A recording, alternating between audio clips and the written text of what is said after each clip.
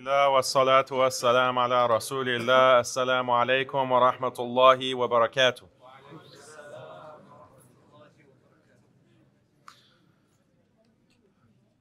Inshallah, we're going to talk about feminism, but before we get to the history and the dark agenda of feminism, we have to recognize that this is an issue that affects everyone in the world, and Muslims are no exception.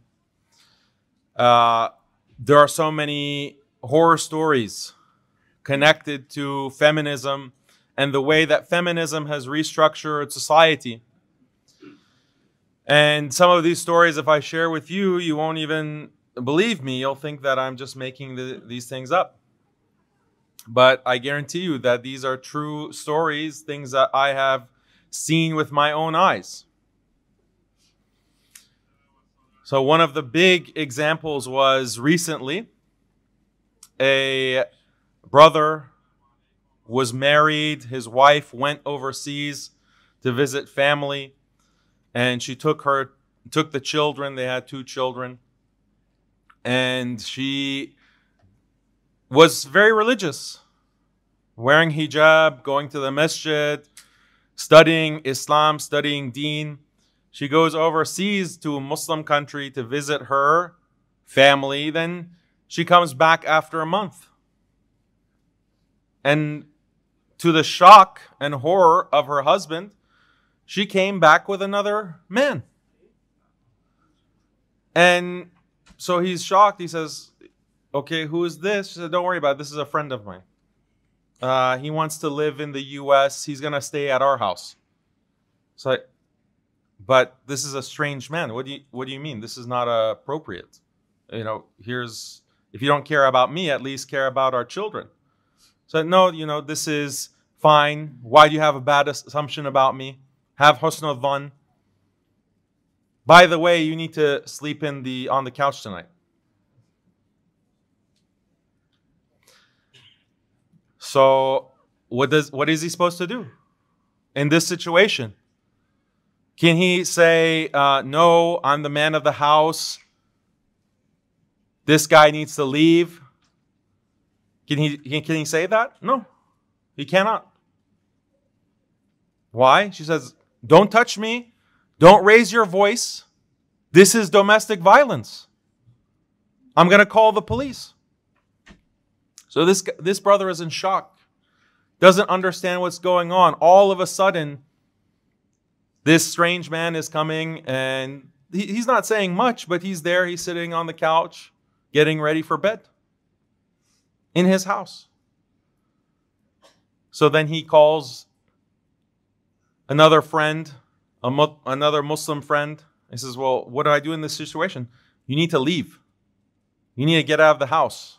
She can call the police at any time and accuse you of hitting her.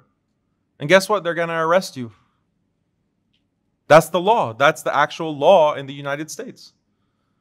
So he had to leave his own house. He was basically forced out of his own house. This is the feminist influenced legal system, police system. And then eventually, obviously, they were divorced. He lost his house. It goes without saying, he lost his wife.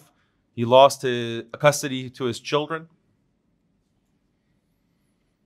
You might think that this is a strange story. This is something that is exceptional. And I admit, yeah, it's extreme, but this is not as uncommon as you think. Another brother recently married.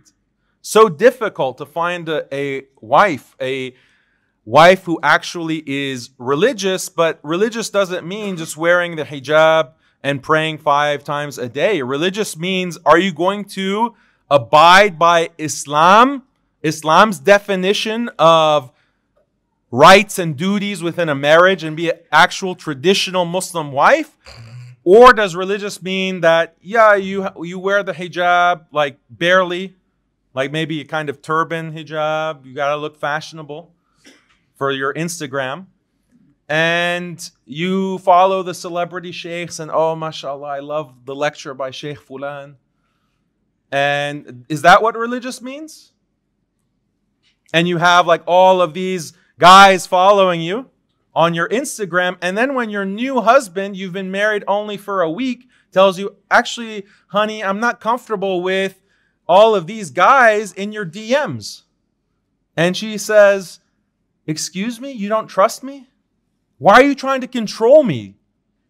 This is my life. You shouldn't have bad assumptions. Don't you know what Sheikh Fulan on YouTube says about husn al-dhan? And not having this controlling behavior? Didn't you know that Khadija radiallahu anha was a businesswoman? And the Prophet sallallahu alaihi wasallam obeyed her as an employee? Didn't you know that? Go listen to this Seerah series by Sheikh Dr. Fulan. You'll get all the deets, the facts about what women's rights are in Islam.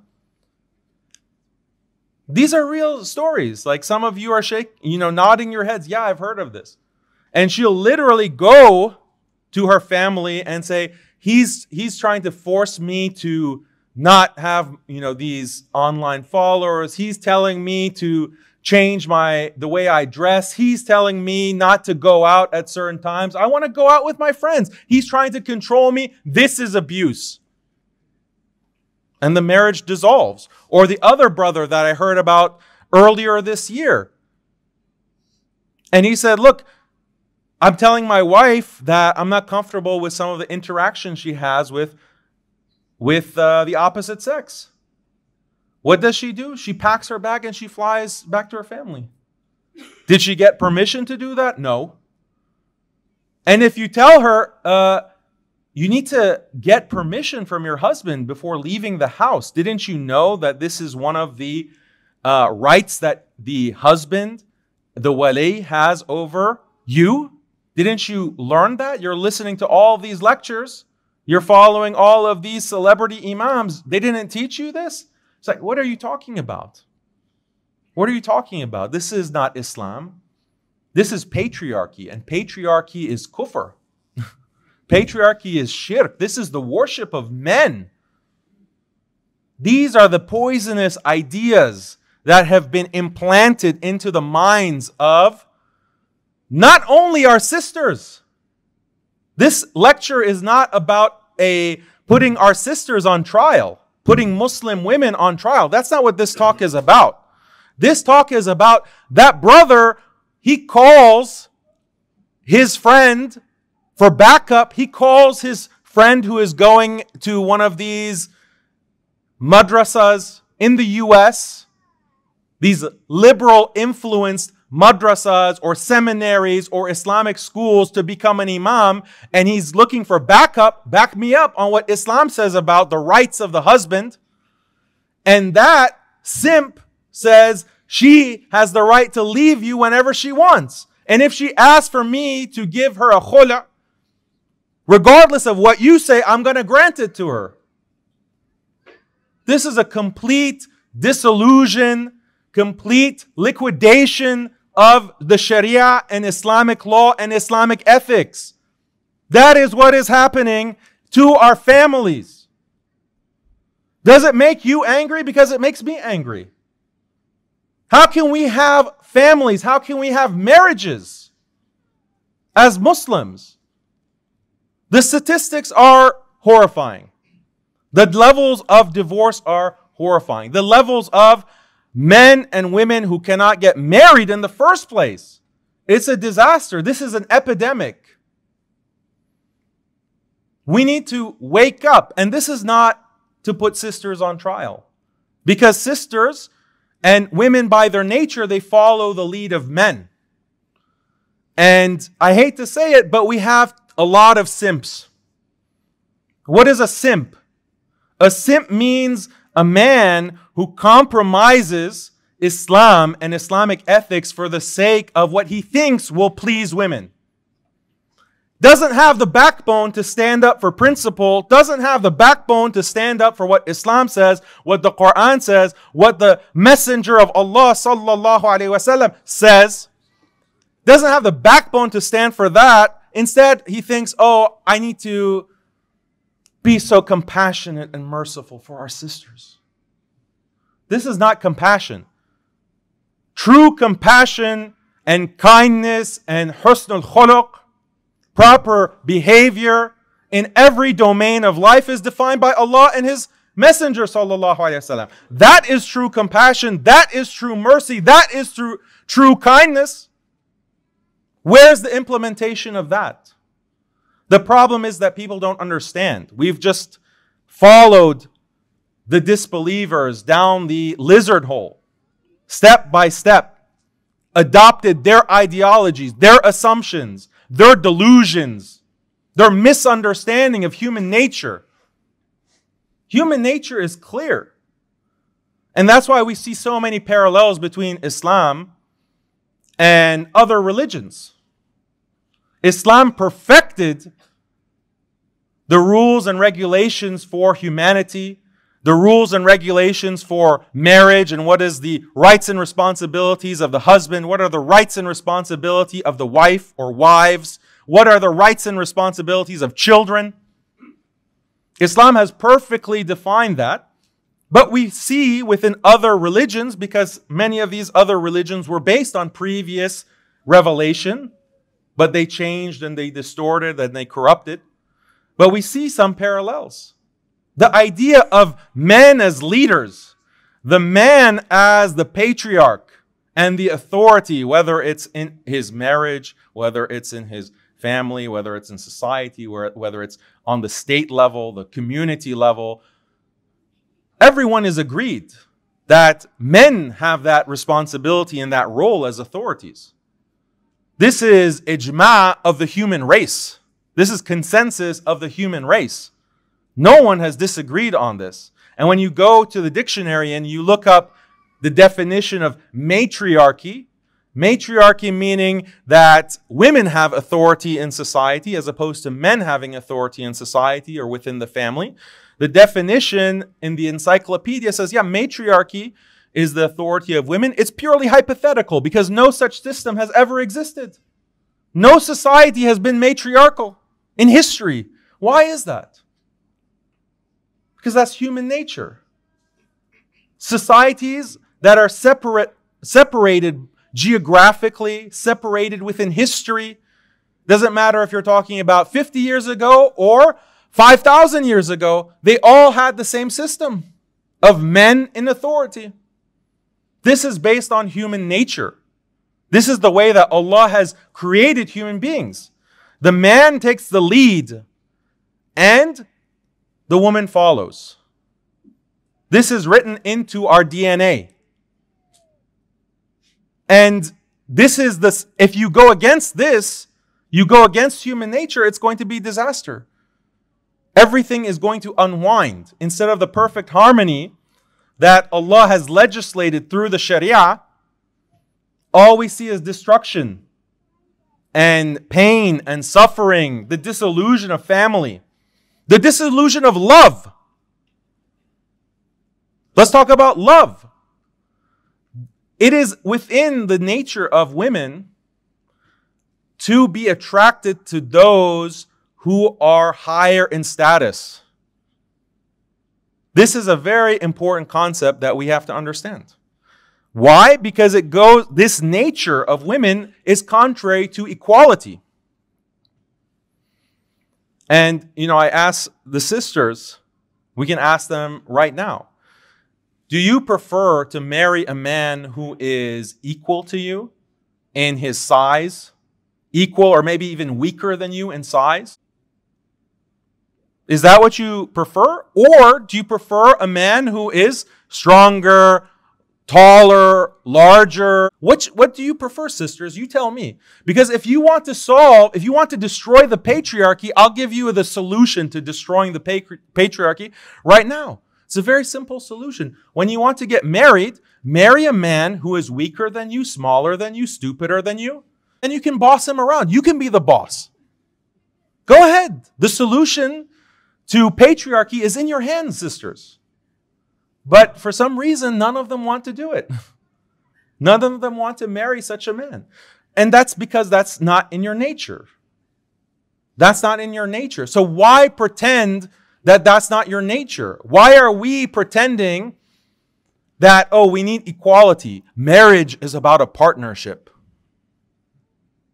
Being married, husband and wife, you're equal partners. That's what's more right and moral and beautiful. That's the only way you can have real love, is if you're partners in a marriage. Who says? The exact opposite. The exact opposite. And the sad part is that you have these men who are encouraging their wives to go work and succeed in the workplace, to go to the rat race and go get higher and higher education. They're actually married and they're encouraging their wives to do this. Why? Because, I'm not insecure as a man. I'm not insecure. I want my wife to, reach for the stars. What happens? And this is so many real examples from my generation. And even now the younger generation is falling for the same thing now that they're getting to that marriage age. They're encouraging their wives. They're empowering their wives. The marriage, they get distant. There's not the same love because there's a physical component to love. There's not the same attraction. There's not the same closeness. They grow distant. They don't talk. They don't share. They don't have the same kind of love that they had earlier in their marriage. And then many of them end up getting divorced. And what she'll say when she's in her group of girlfriends is, oh yeah, he was just not taking care of me emotionally. We grew distant emotionally. He wasn't really, the best in terms of communication, some reason. And that's what she may really think. That's what she may really think. But the actual reason for this dissolved, liquidated marriage was her own empowerment. Her own empowerment caused this problem. So who's to blame? It's the husband. It's the husband. If we don't recognize these realities, the biological reality, the things that our fathers knew, our grandfathers knew, our great-grandfathers knew, this was common sense. This generation, for some reason, has forgotten. And it's very clear why. It's not being taught. It's not being talked about. It's not being shared. That's why you have people turning to someone like Andrew Tate. And, okay, he's our Muslim brother, but he's not a role model. Or some of these red pill people online, non-Muslims. We see so many people attracted to these red pill type of personalities who are advocating many haram things. And they shouldn't be taken as role models. But why are our youth turning to such figures? Because they didn't get some key lessons from us as teachers. That's the problem. So we have to be talking about these realities, and we cannot let the simps and the feminists shut down this conversation. And it's a matter of the future of the ummah. How can we have a future as an ummah if we don't have stable marriages and stable families? The only way that we can achieve that stability and true love and compassion in our homes is by implementing the Sharia, by implementing Kitab Allah, the Sunnah of Rasulullah sallallahu alaihi wasallam. That is the only way to restore love and peace and sakina and rahmah and compassion within our homes.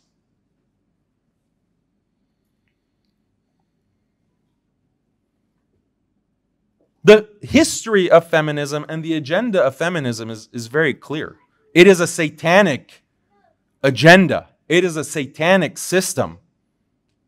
And it was designed as an attack on religion. It is rebellion against God. It is rebellion against Allah. That is what feminism is about. And from the very beginning, the first wave of feminists, immediately they recognize that they have to attack religion. They have to attack in the West, they attack the church. They attack the Bible. They said that this patriarchy is holding women back. It is oppressing women, it is turning women into slaves. We have to overturn the religion. They targeted Christianity, they targeted Judaism, and they targeted Islam. They targeted every culture and every religion in the world. Because every religion has the same basic model that men are in charge, men are leaders. And they slowly attacked the concept of, well, why aren't there women who are leaders of society? We need to give women the vote. We need to make sure that women are in the workplace. We need to make sure that women are in politics. That was the first wave to create equality between men and women. The second wave, they took it to the family. They said, well, why should we assume that women are mothers? Why should we assume that women are caregivers? Why should we assume that mothers are nurturing or women are nurturing? These are gender roles and they are holding women back. This is a source of oppression. So we need to abolish gender roles. We need to abolish the concept of motherhood.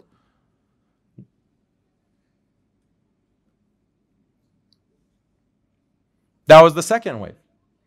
Then the third wave, well, we need to challenge the concept of being a woman. Even the idea that you are a woman, this is an old, outdated idea, a relic of patriarchy. Even the concept of being a woman is something that will hold you back from true freedom, true happiness. So we have to challenge even the concept of what is a woman? And now we're in the situation today where even if you ask people to define what a woman is, they are confused. They can't do it.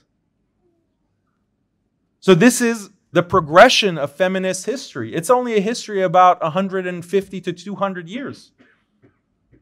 But it has always been satanic and destructive, subversive to society. To all society, not just Muslims and Islam. What distinguishes Islam is that we are the last holdout against this satanic force. Last night I talked about Islam being the last man standing against the satanic force of liberalism. Feminism is a sub-ideology of liberalism.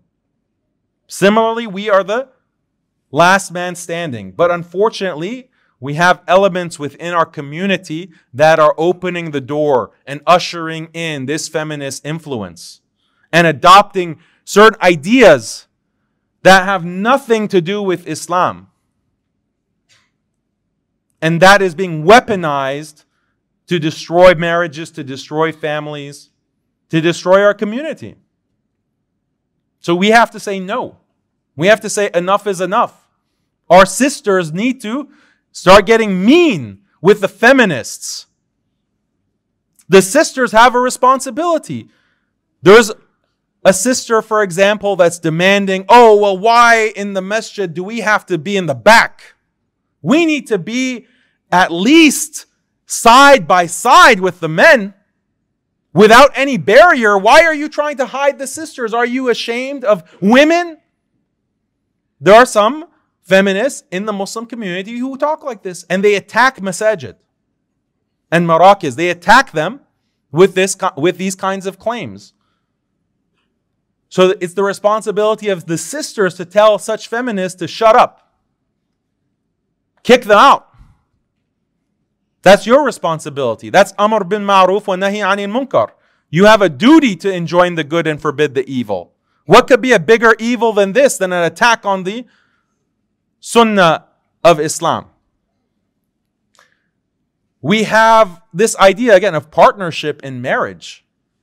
No, marriage is not a partnership. When Allah says in the Quran, الرِّجَالُ قَوَّامُونَ عَلَى النِّسَاءِ, in Surah An-Nisa, men are the authorities over women.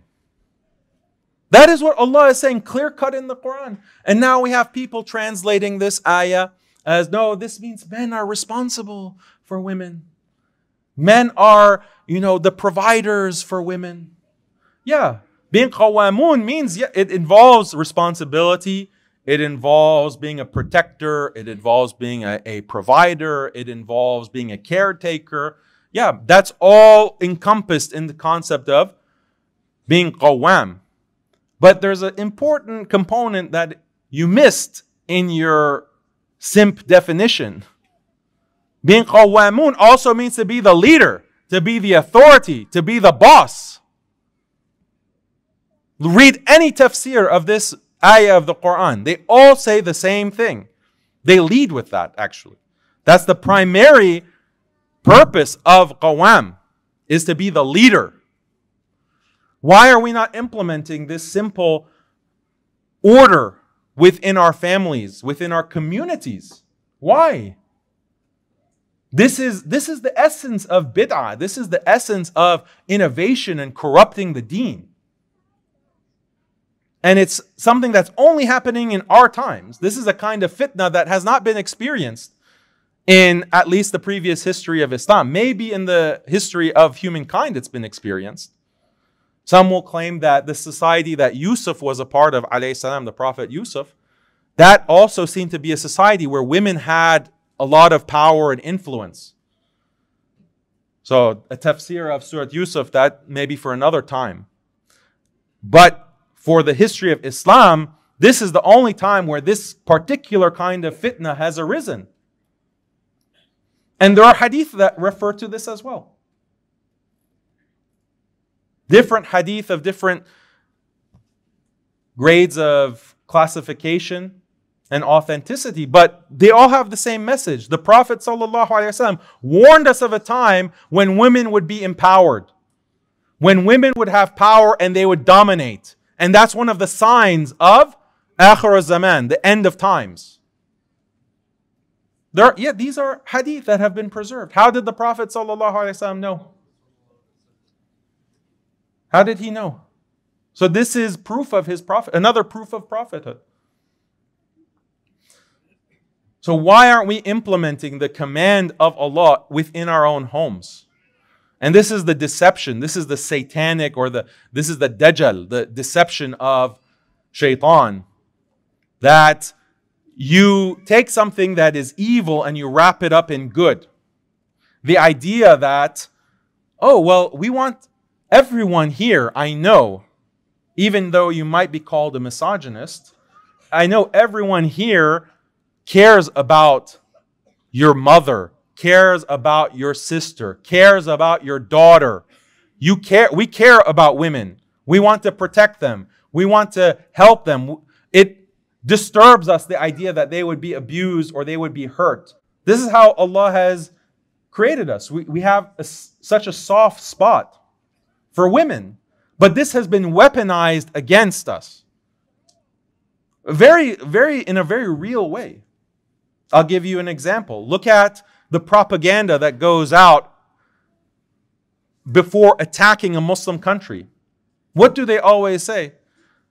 They say, oh, look at these poor Muslim women. They're being abused by the Muslim men. Muslim men are forcing their women to cover up, and they're forcing their women to wear hijab, and they're forcing their women to stay in the home, and they're forcing their women to be this and that. They subjugate their women. Muslims are doing that. This is terrible. These poor Afghan women, these poor Afghan girls, these poor Iraqi women, and they'll trot out, some of these girls to cry on camera and take pictures, and print them on Time magazine. On Time magazine, the photo spread of these poor Afghan women who are suffering. We have to help them. So we're just going to go and send our army and bomb them and bring them freedom and democracy. This is a clear propaganda. But why does it work? Why does it work? Because men have a soft spot for women. That can be used against us, and it can be used to justify the worst atrocities and the worst crimes. And it's happening to this day. It's happening to this day. Another way that this soft spot is used against men is the idea that, well, don't you want to give women their rights? Yes, of course. Islam is all about giving women the rights, we say, in this kind of inferiority complex mentality. Yeah, of course, we give all the rights to women. This is an apologetic attitude that is destructive. And the idea of giving more and more rights to anyone eventually will lead to the dissolution and the destruction of any kind of relationship. Any kind of relationship that exists requires mutual rights and responsibilities. The way that marriage works, for example, everyone has their own role. The husband is the leader, that's his role. He has certain responsibilities and certain duties to his family members. And his wife or wives and his children, they have their own duties and responsibilities, and they have rights. And it's this mutual relationship of having, not only do you get, but you have to give. Not only do you receive, but you have to give. That's how relationships work. But if you have this kind of mentality that no, women shouldn't be burdened with responsibilities, and who are you to tell her what to do? Why does she have to have responsibilities like cooking and cleaning and child rearing? Who are you to tell her this? No, she should be free to pursue what makes her happy. What about her needs? What about self-care? And if you demand anything from your spouse, that means you're a narcissist. That means you're abusive. That means you have some kind of psychological problem. If you demand from your wife that, hey, honey, can you actually do something? Oh, what? You're a misogynist. So this is the mentality that is being spread. When you increase the rights that someone has, but not the accountability, not the responsibility, then that will destroy the relationship. That will destroy the relationship. That's how you can destroy marriage. Just keep giving women infinity rights and zero accountability. That will destroy the marriage. And that's what we're seeing. And if you speak out against it and you say something, then, oh, you'll be blasted as a misogynist, and they will, launch a campaign to prevent you from speaking at any masjid. So we have to get a backbone. We have to understand what Islam says about the rights and responsibilities of the husband, the rights and responsibilities of the wife. We recognize that any kind of company, if I said, okay, here is a Fortune 500 company, does it have a leader to make it successful? Obviously, of course. Any country, any army, does the army have a general to lead his soldiers and to command his soldiers? Of course, any successful army has to have a general leading it. We recognize that every kind of institution, every kind of corporation, any kind of nation requires a leader, an emir. Oh, but not the family. The family, there is no leader. It's just equality, partnership. How does that make sense? And then the sisters might say, if they haven't thought about this for more than 2 seconds, well, why can't the wife be the leader? Why can't the wife be the boss? Okay, then go back to my first question. When I asked the sisters, do you want a husband who is going to be weaker than you, stupider than you, less accomplished than you, less driven than you? Do you want that kind of husband? Or do you want your husband to be the man, to be the leader, to be the boss? Don't ask social media this question. Ask your nature. Your nature will give you the right answer to this question. The same answer that every woman has understood for human history. Let's actually read the example and the athar and the hadith about the mothers of the believers. What were they doing? These are the best women of history, the best women of humanity. What were they busy with? Were they busy, going in front and standing in front of men and speaking? They were the most knowledgeable. They were the most pious. They were the most intelligent. Were they going and, leading the men? Was that what they were doing? Were they going in front of the Khulafa Rashidun and saying, yeah, we're women, hear us roar? A'udhu billah, no. We don't see that from the best of the best of the best.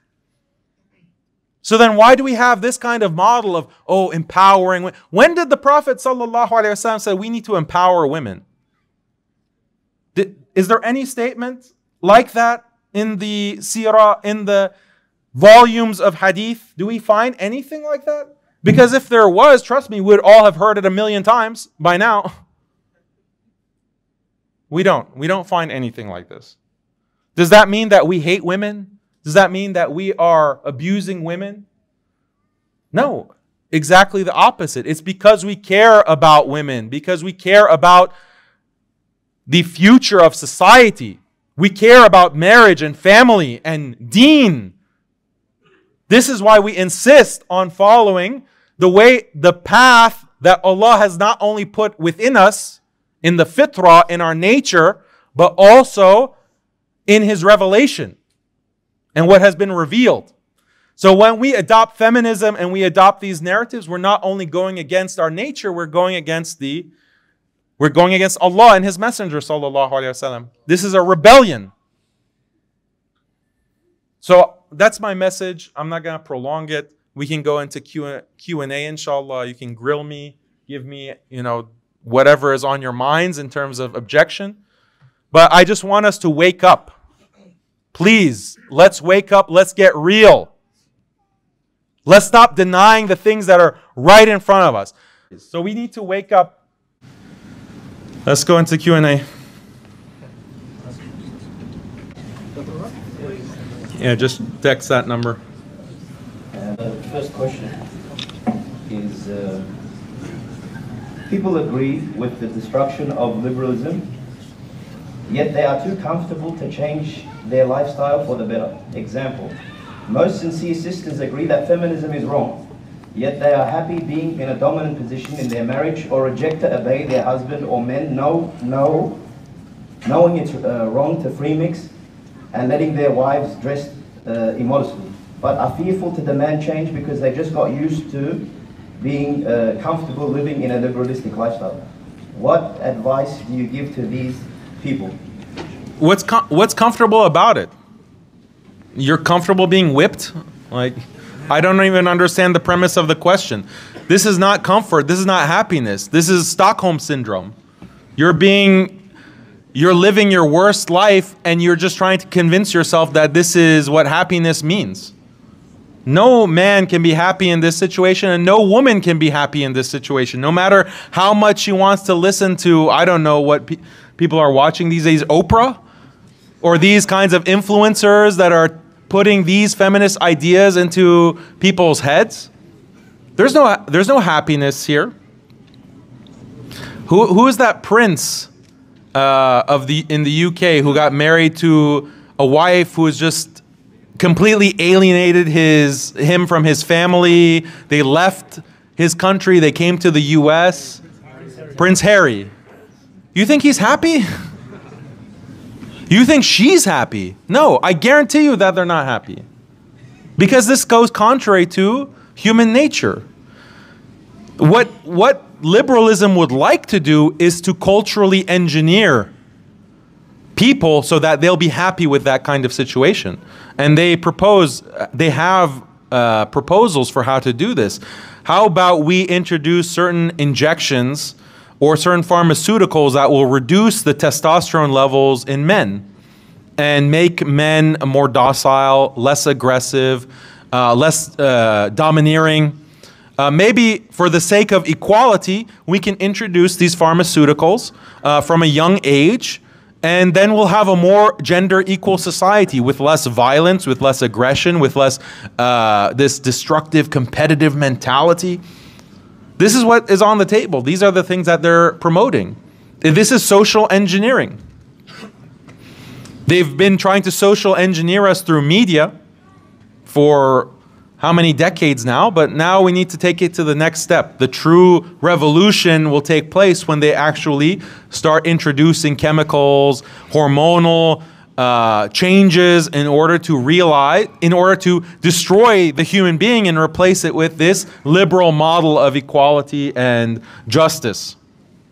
Now, statistics, I think this kind of goes on to the question before. How do we approach or / convince female family members, sisters, daughters, wives, who have developed an affinity with ideals of feminism? Where would we start? The best place to start is with just the reality. And I mentioned this yesterday in the Q&A as well. We are at a time in history where women are the most educated, women are the most empowered, women have the most high-level positions within government, the most high-level positions within corporations and Fortune 500 companies. They're at the highest levels of achievement, yet they are also the most depressed, the most suicidal that they've ever been. The level of prescription antidepressants is at an all-time high. And the statistics are shocking. Somewhere around like 1 in 4 or even 1 in 3 women over the age of 20 is on antidepressants. How shocking is that? 1 out of 3. And you think Muslims are immune to this? No, the Muslims are also on these antidepressants, and they're going to these counselors. And what does the counselor always say? Oh yeah, well, you must have a lot of narcissists in your life. That's why you're depressed and suicidal and popping antidepressants. So put 2 and 2 together. If feminism is such a road to happiness and empowerment, then the most empowered in all of history, but also the most depressed. So how does that make sense? You explain it to me. Considering modern times, how can we find the balance? If I am not to let my daughter study and become a doctor / teacher, how can I expect my wife or daughter / sister to only be treated by a female doctor?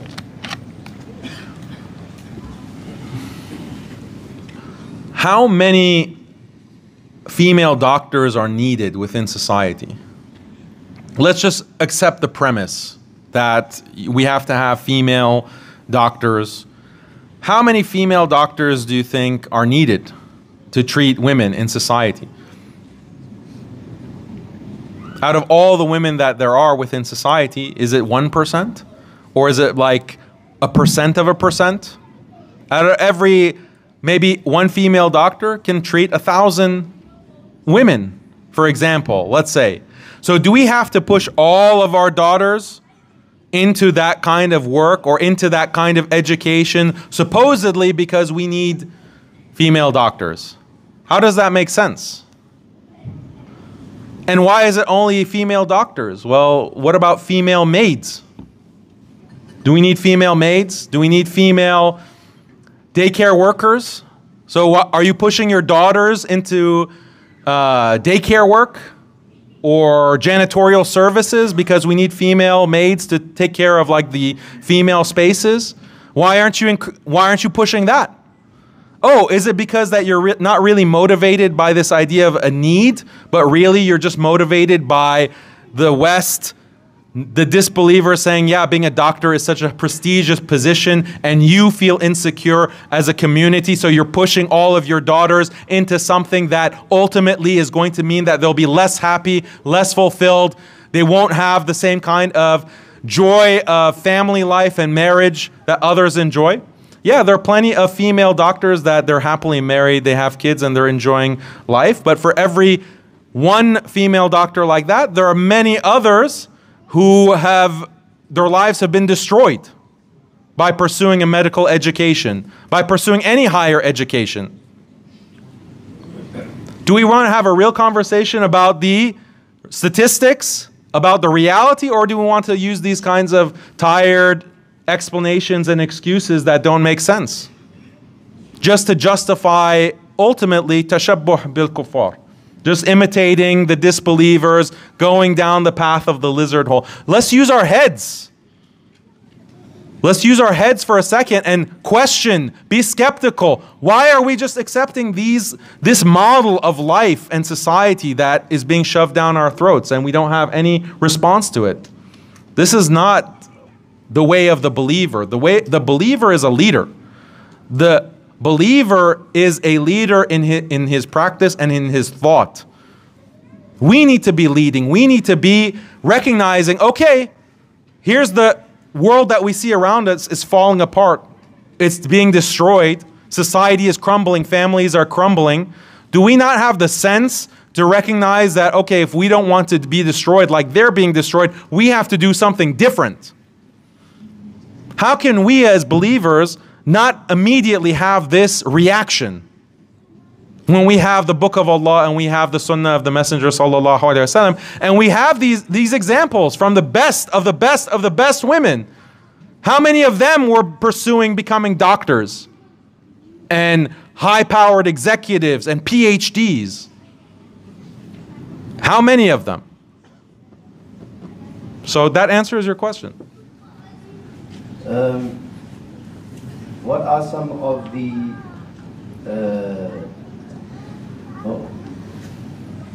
if a brother gets married, what are the red flags to show that the person that he's been married or is attempting to marry has been brainwashed by feminism?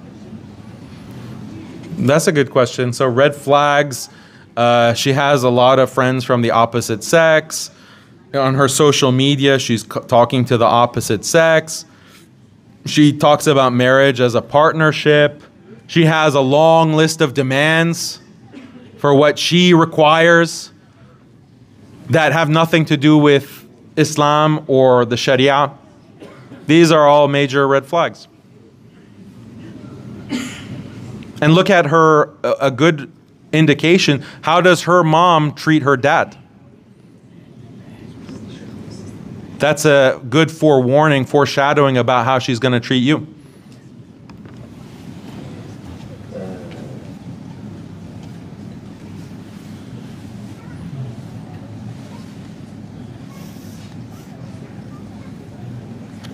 Do men have to have leadership skills for being a leader? If a man is a leader but he's not fulfilling the rights of leadership, what do you do if a man is a leader, is supposed to be a leader, but he's not fulfilling the rights of leadership?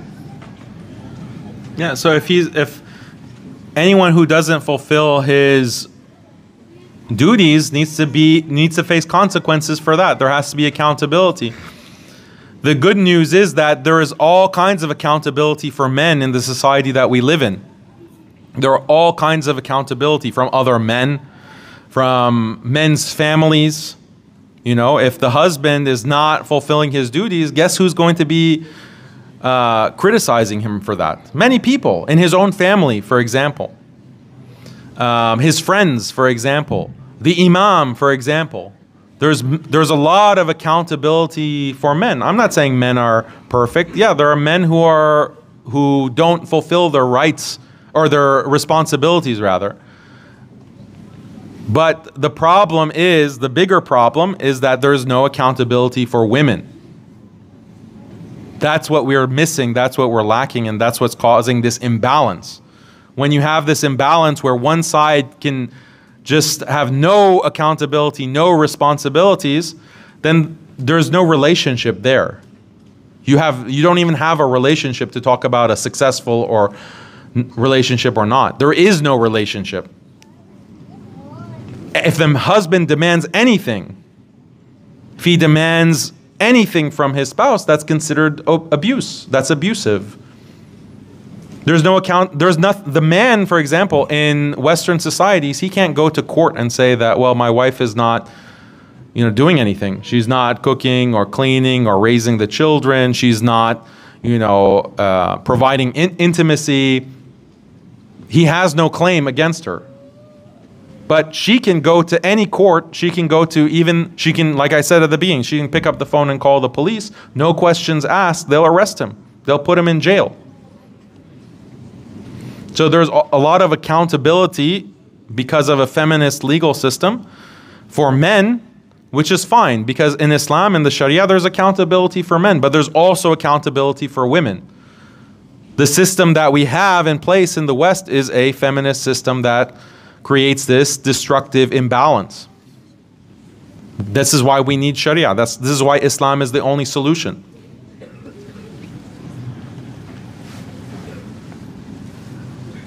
To what extent, what do you think of women in education, women being educated? Yeah, so I have an entire debate on this topic. I debated a feminist on women's education What do we mean by education? That's the first question that we should ask. This is what it means to be a Muslim, a believer. What does an education actually mean? And when you look at the history of education, as we call it, in the West, there's generally two components to it. There's like a vocational component, and there is a cultural component.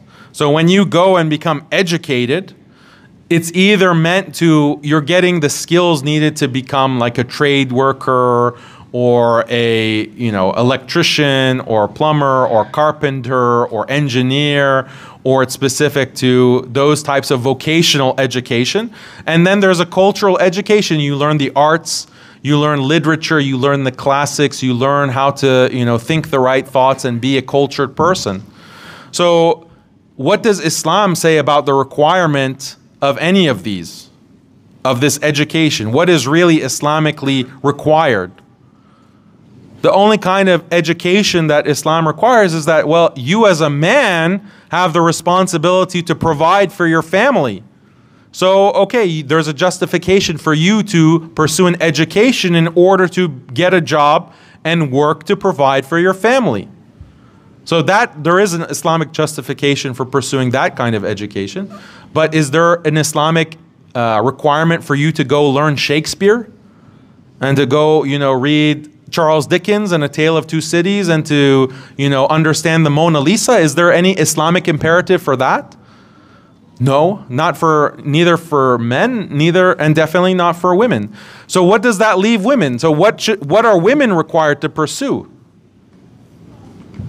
in terms of education? What does Islam say about that? The only thing that's required for women is to know the religious obligations, to be able to read the Quran and to know the religious obligations. That is the extent of the obligation of religious, of knowledge. So what about everything else? What about going to college? What about going and pursuing these degrees? There's no Islamic imperative or Islamic recommendation for women to pursue that. And for men to pursue that, it's because of a need. It's because of the responsibility and the duty that men have to provide for women. That's a privilege for women that they don't have that responsibility. That's a privilege that a woman has to be provided for by other men, one way or another. If it's not her father, then it's her husband. If it's not her husband, then it's her uncle. If it's not her uncle, then it's her brother. If it's not her brother, then it's her grandfather. If it's not her grandfather or any other male relative, then it's the imam. And so forth. There's always, a woman in Islam is never responsible for her own maintenance and upkeep. That's a privilege. Why aren't we understanding it as a privilege? Men have the responsibility. So then what is the purpose of this education? What is really, there's no benefit to it. There's no benefit to it. You only value it because non-Muslims told you that this is necessary. Non-Muslims told you that this is beneficial. Non-Muslims said that this is what's required to be a human being. If you don't pursue this, then you're not meeting your potential. Potential for what? Potential to be a disbeliever like them?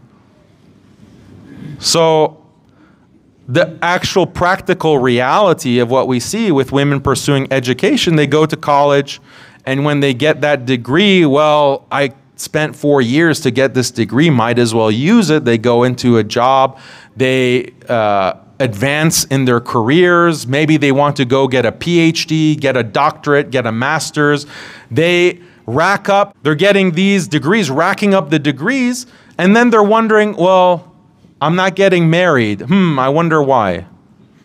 I wonder why. It goes back to, well, you have a PhD. How many Muslim men have the same kind of credentials as you do at this point? And now within colleges, most of the graduates, 60% of graduates are women. Even more, a higher percentage of PhDs are women. What does that mean? That means that they have as you gain that education, you have fewer and fewer options for husbands. This is your own fault if you can't get married. The marriage crisis that we're facing definitely has to do with women's education and the pursuit of education and career and all of these things that the non-Muslims have told you to value. And you just fell for it, hook, line, and sinker. That's the source of your problem. Don't blame anyone except yourself. Don't blame the men. The Muslim men, they're trying to get married. They've been trying to get married since age 13. Don't tell us that the men are the problem. The problem is that education that you have to get for some reason.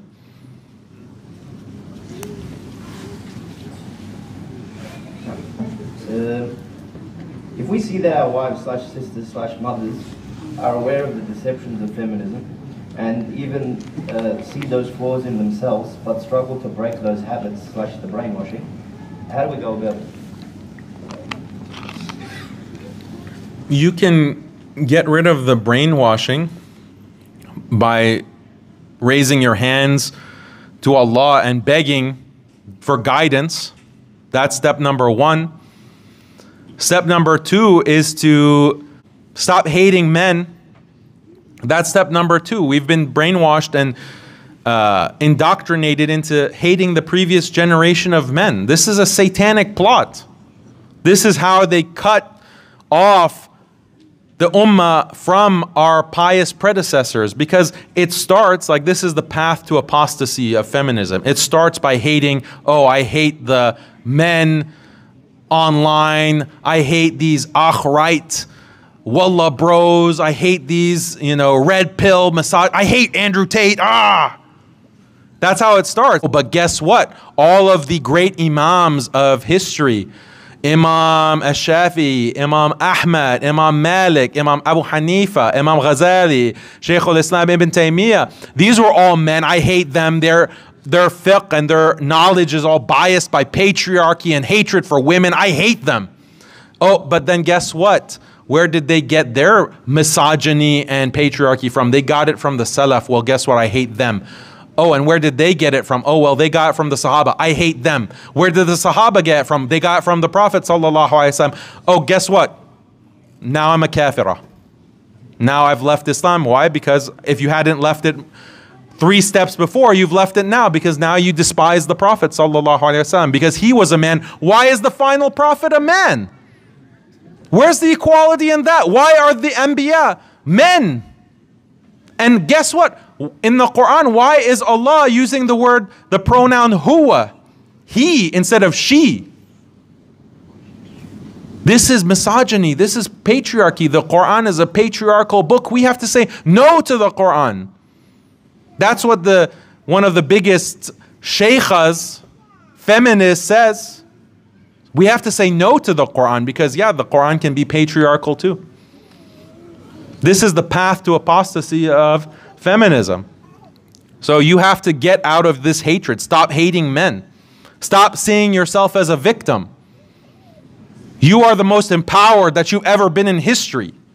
Stop blaming men. The only thing that you can blame men for is not putting you in your place.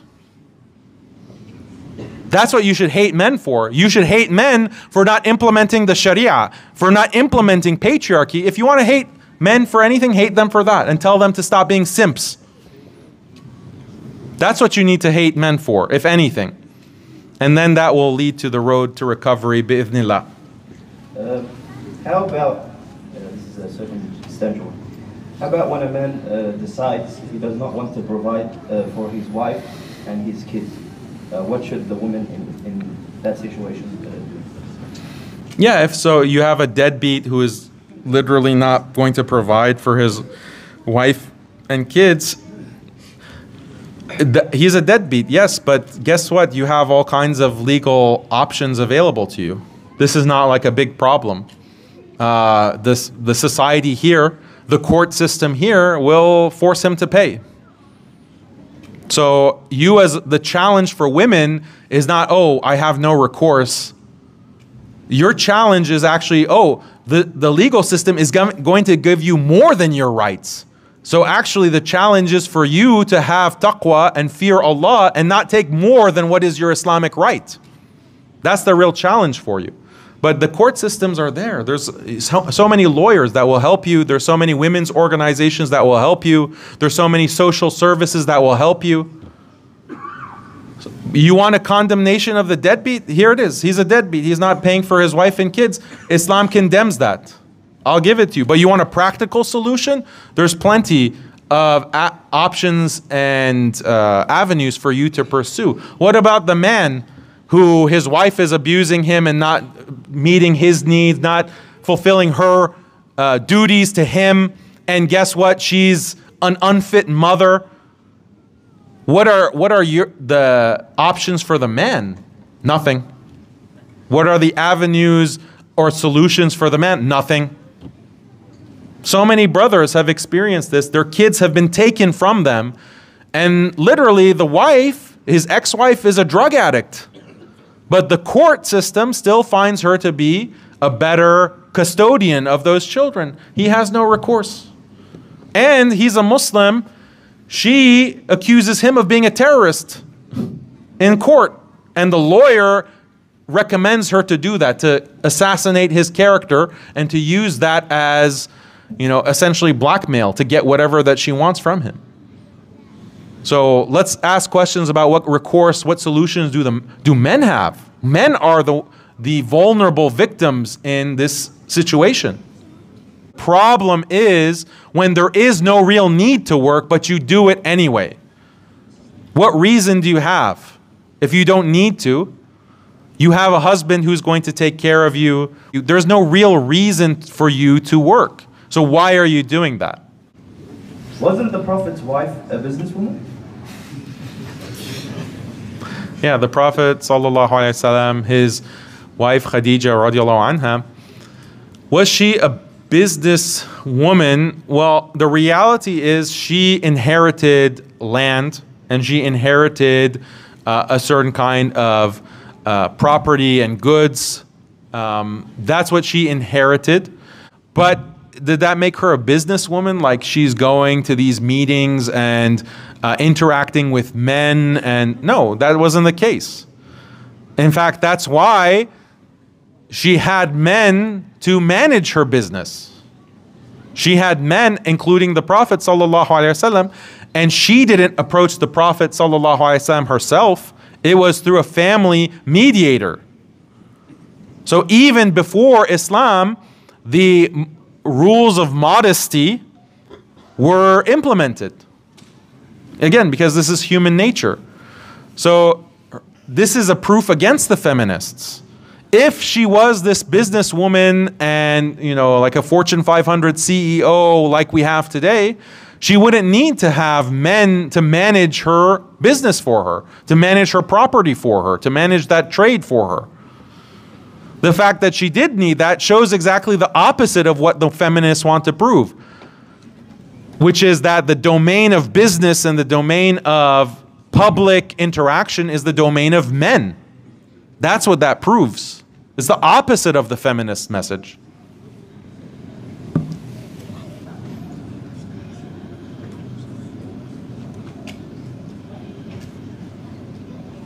Well, what are they saying? I don't hear them.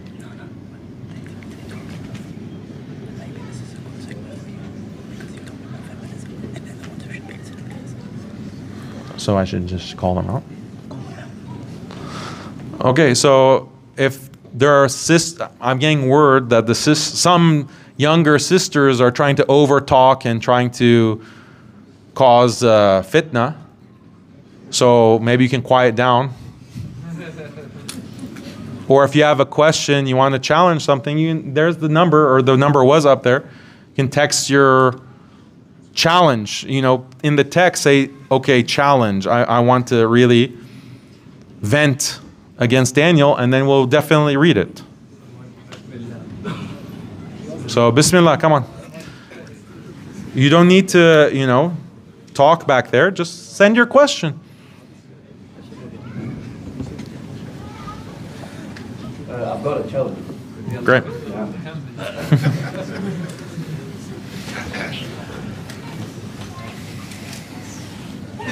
Do I read the whole thing?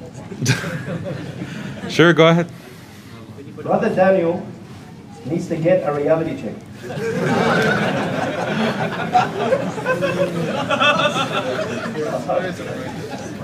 He's contradicting himself constantly. I would rather an intellectual discussion with evidence from both Quran and Hadith for both men and women's role. This feels like an attack on women unnecessarily. It doesn't feel like a balanced or realistic view. What have I said that contradicts the Quran and Hadith and the example of Ummahat al-Mu'mineen? Do you know about the wives of the Prophet ﷺ? The feminist narrative, this kind of Islamic feminist narrative or Muslim feminist narrative, is very selective. It's very selective and it's dishonest. Like the presentation of Khadija radiallahu anha as this kind of Fortune 500 CEO, this is so distant from reality. Khadija radiallahu anha was primarily in the home, having children, taking care of children, cooking for the Prophet sallallahu alaihi wasallam, cleaning for the Prophet sallallahu alaihi wasallam, comforting him, being that support for the Prophet sallallahu alaihi wasallam in the home. That's what she was doing. That's mainly what she was involved with. The wives of the Prophet sallallahu alaihi wasallam would compete with each other to cook for the Prophet sallallahu alaihi wasallam. They're competing for cooking the best food for the Prophet ﷺ. So first, if you want to talk about hadith and the example of the Prophet ﷺ, first of all, tell me, do you accept polygamy? Do you accept polygyny? Do you accept multiple wives? Okay, if you're so concerned about what the hadith say and what the Quran says, first of all, tell me that you accept that, number one. Then number two, let's actually look at what are most of the Sahabiyat doing? What are their roles? What are the gender roles? And then they'll spam this hadith that the Prophet ﷺ was working in his home and he would help his family.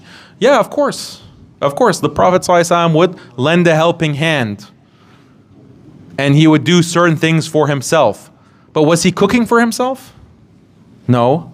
Was he cleaning? There are many hadith about his wives cleaning his clothes and washing his clothes. That's where many of the ahkam about tahara and purification comes from. How should you wash clothes in order to purify it from certain kinds of najasa? What is najasa? All of those ahkam that we read in the mutun of fiqh are coming from these hadith which are describing the wives of the Prophet ﷺ washing his clothes. Okay, so let's talk about those hadith. Instead of taking one hadith out of context, out of the actual lived reality of the sunnah of the Prophet ﷺ, let's look at the whole picture. And you will be if you're this feminist, you'll be extremely scandalized by that. You'll be extremely scandalized. And unfortunately, be careful. Be careful, because many have gone down this path of apostasy. Why? Because they adopted feminism as their deen, and then they assumed that Islam is feminism, and then when they got a little bit more educated, they realized that Islam is not feminism, so they rejected Islam. Be careful, sisters. Be careful, brothers. Be careful, your iman is at stake. Do you fear Allah? If you fear Allah, do not go down this path. It will not end well for you. Another challenge. Wouldn't you agree that the problem lies mainly with men? They do not know their roles and responsibilities as fathers or brothers or husbands, etc. Does it? That's it? Yeah, well, there's a lack of education. I said at the very beginning that this isn't about putting women on trial. The responsibility, if I'm claiming that men are the leaders, then if we have a problem with the adoption of feminism in our communities, then ultimately the buck stops at the men. Ultimately, the accountability is on men for why have we not stamped out this cancer. Yeah, I agree. Men do have the responsibility of ending this terrible ideology within our communities, yes. And the fact that it is not ended a lot of that responsibility, most of that responsibility is on the men. I agree.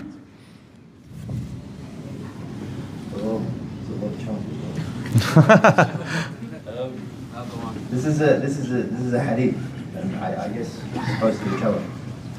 Aisha radiallahu anha was asked, did Rasulullah sallallahu alaihi wasallam used to carry out any work in his house? And she, may Allah be pleased with her, said yes. Rasulullah sallallahu alaihi wasallam used to mend his sandal, patch his garment, and work in his house, just like any of you works in his house. Yeah, like I said, this is spamming this hadith and ignoring all the other hadith that give the context to this. The fact that the Prophet ﷺ would do certain things in the house does not mean that he was cooking and cleaning and doing the, splitting childcare, splitting these chores with his wives. Where's the evidence for that? Where's the evidence for that? And this is something that wives need to appreciate their husbands, because there's this claim about 50-50 responsibility. And I pointed this out to my wife. And maybe one day we can have talk about this subject, because in my own marriage, we also had this struggle. We also had this struggle in understanding where exactly are the roles and rights and responsibilities of the husband versus the wife. Should we really be splitting childcare? And there was a point where I was working 40 plus hours a week, and I was expected to do half of the childcare and half of the, changing diapers and half of these other domestic responsibilities. Not fully half, obviously, but, more than I was taking a share of that kind of work. But men who take that level of, not only are they working full time, but they're also expected to take care of childcare, cooking and cleaning, etc., other domestic responsibilities. There's not enough appreciation for what a man actually does and is supposed to do as a leader within his family. So my wife one day said, well, the baby needs to have his diaper changed. Can you go change the diaper? I'm like, no, I don't feel like changing the diaper.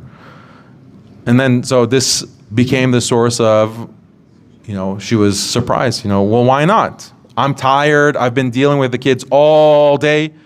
And this one diaper, you can't change it? Why not? I said, look, what happens if there's a problem with the refrigerator? Who's going to figure out how to fix the refrigerator? What if there's a problem with the car? Who's going to fix the car or find a mechanic to fix the car? What happens if there's a problem with the air conditioning? What if there's a problem with the taxes? What if there's a problem with the neighborhood zoning, neighborhood requirements? Who's going to take care of that? I have to change all those diapers. I'm responsible for those, is it not? And those things are much more stressful, much more taxing, they're not as common, it's not every day, but when they happen, these are emergencies, these are fires that I have to put out as the man, and I have no problem with that. What men have to do is appreciate their own role and what they are offering, because society, because of this social engineering, is constantly belittling men. Constantly belittling men and saying men are really lazy bums, deadbeats, they don't pull their own weight, they're just sitting back and expecting women to take care of it all. This is garbage, this is nonsense. This is disrespect to our fathers and our grandfathers and what they have done to build civilization, to build the families that we have inherited. So we have to uphold that and be proud of our roles as qawwamun. If there's no appreciation of that, that's how you get dissatisfaction. That's why she's dissatisfied in her marriage. That's why she doesn't respect her husband. That's why she has these kinds of demands and she's just going to cite this hadith out of context. This is a problem. Not enough appreciation for what a man contributes. Okay? Next time you feel as a wife that your husband is not contributing enough And by the way, the Prophet ﷺ has warned about this trait of women and how it is leading to hellfire. يَكْفُرْنَ الْعَشِيرِ يَكْفُرْنَ الْإِحْسَانِ. The woman denies the good, the ihsan, the benefits that she gets. She denies them by her nature. And she just sees one wrong thing with you, and she'll say, oh, I've never seen anything good from you. This is the hadith of the Prophet ﷺ. So this is a wake-up call. This is very scary for women. Are you ungrateful for what your husband is contributing? Next time you feel ungrateful, remember that when you're sleeping at night, if you hear a glass break, the window of your house break, or someone knocking on the door, slamming the door, it's not you that's going to go and deal with whatever is busting into your house in the middle of the night. It's not you that's going to do that, it's your husband. So maybe you should appreciate him. Or if that's too dramatic for you, next time there's a spider in the bathroom, maybe you should appreciate your husband a little bit. Challenge. That's a lot of challenge.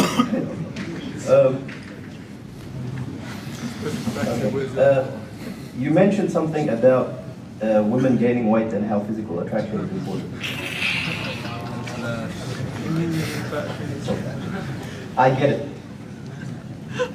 But women also have a physical desire. Every second man nowadays has a shabby beard and hair and a huge pot belly. Men need to fix up if they want a submissive wife. Yeah, sure, no problem. Men need to, get in shape, work out, watch what we eat. No problem. That's true. But if you have that kind of demand, okay, then you live up to it as well. We both have to encourage, each side has to encourage each other to get better.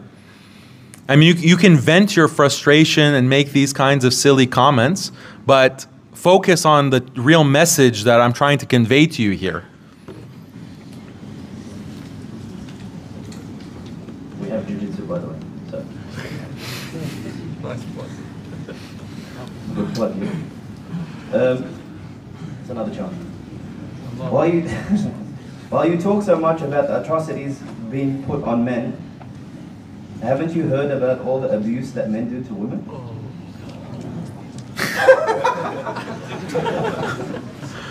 Yeah, we've heard about it. Trust me, we've heard about this terrible genocide against women, supposedly. I mean, this is complete nonsense.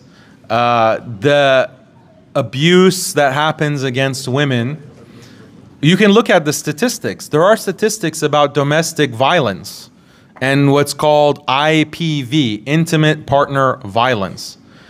And when it comes to physical violence, you'd be surprised that the numbers are pretty even. I was surprised by this because you'd expect men to be more aggressive.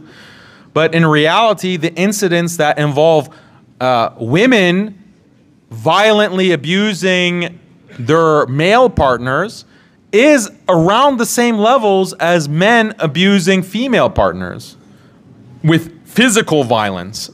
That in itself is surprising. But even if we put that aside, oh, that's probably, and this is based on hundreds of studies that have been compiled, and this is called parity. The researchers call this parity in IPV, in intimate partner violence, that when you bring all of the studies and do a meta study about, okay, which gender is really responsible for the violence, surprisingly, it seems to be split. Women are just as violent, apparently.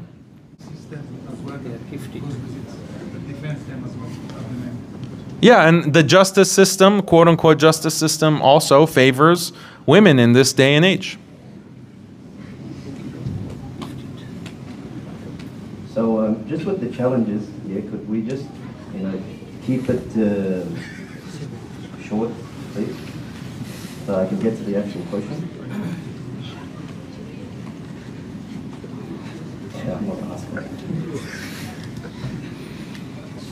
And the other thing is that the stories of women getting abused are shared much more frequently because that's the nature of women to share their emotions and their feelings, and even the smallest thing, they will share that because that's how women communicate. But men do not communicate in the same way. A man might go through the worst kind of challenges and problems and abuse, and he won't communicate that. He won't share that. It becomes a source of shame or embarrassment to talk about, oh, this is how my wife is treating me, or this is the kind of abuse that I face. They won't share that to the same extent. So what does that result in? You have a proliferation of all of these stories and anecdotes about women getting abused, but no one is really hearing about the problems that men face and the difficulties that they have within their relationships. Just because you haven't heard what's happening, that doesn't mean that it's not happening.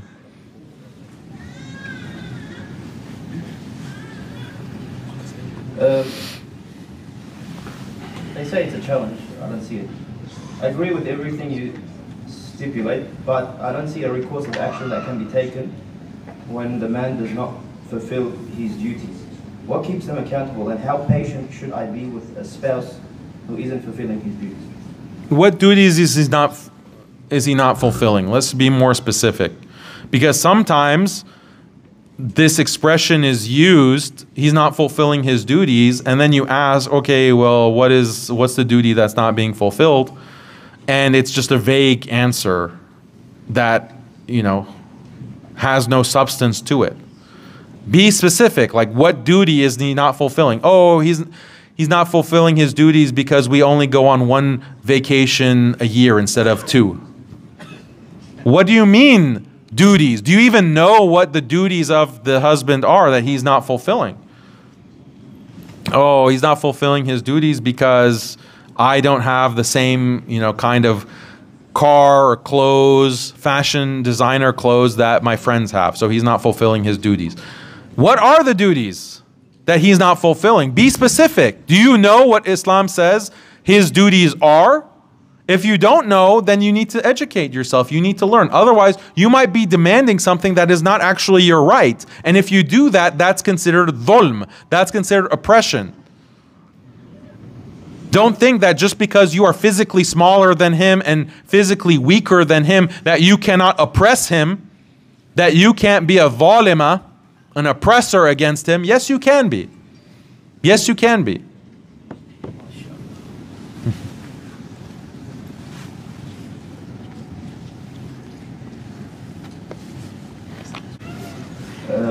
So two. First one is, what is your opinion on marital rape? Yeah, there's no such thing. The thing about, consent is something that is important in Islam. When you get married, you give consent. And the consent means that you are consenting to the role of being a wife and having the responsibility of providing intimacy when your spouse asks for it or wants it. But the feminists have taken this to the extent where they say that he has no right to intimacy. He has no right to be intimate with me. And this is just false. This is a negation of your duty as a wife. When you consented to get married and your wali, your father, consented for you to get married, that is part of it. What about, if we take this logic of quote-unquote marital rape to its logical conclusion, then you can say, well, what about marital harassment? If your husband kisses you without your consent, oh, this is marital harassment. Okay? Or he looked at me. Or he made some kind of, remark and he called me honey, he called me sweetie, he sexualized me without my consent. This is marital harassment. This is marital catcalling. I'm going to take him to court. By that logic, you didn't consent in that moment for him to call you sweetie or call you honey. Maybe you didn't appreciate it. Maybe that's abuse. Or why don't we talk about marital trespassing? We can turn the tables. Did your husband give you consent to you sleeping in the bed tonight? at his house. He bought the house. He's paying the rent. And you're sleeping in the bedroom, or you're sitting on the couch. Did you get your husband's permission to sit in the couch? Did you get his permission to open the refrigerator and take out a drink? Did you get his permission? Okay, this is marital stealing. This is marital trespassing. He can take you to court. He can call the police. Oh, my wife is stealing from me. I didn't give her permission to sit on my couch tonight. What do the sisters say to that? Say, oh, well, he agreed to marry me, so then okay, yeah, exactly. Why does it only go one way? Use your heads. Use your heads. Stop just parroting and aping the kuffar. It's brain rot. Feminism is brain rot. It makes you into an idiot. Think.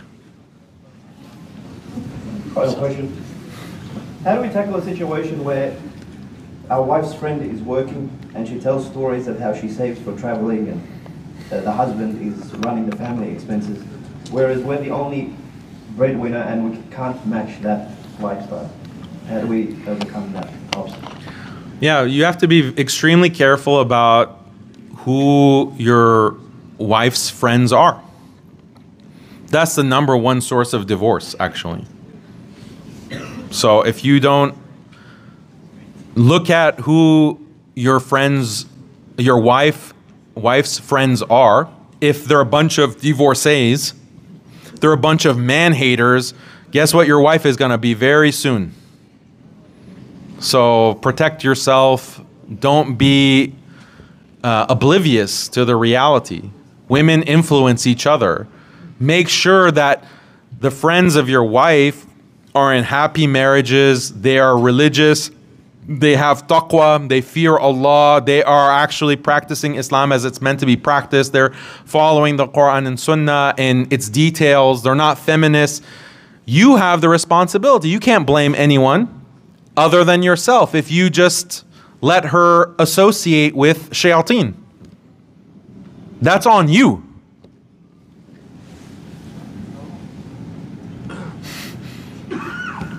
No more? Okay, alhamdulillah, I'm glad that we addressed all of the questions and there's no more. Feminism has been defeated, alhamdulillah, there's no more. Alhamdulillah. Takbir! Takbir!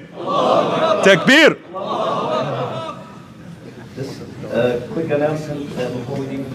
إن المسلمين والمسلمات والمؤمنين والمؤمنات والقانتين والقانتات والصادقين والصادقات والصابرين والصابرات والخاشعين والخاشعات والمتصدقين والمتصدقات والصائمين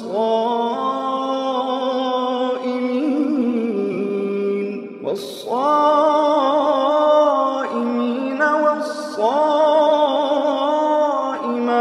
والحافظين فروجهم والحافظات والذاكرين الله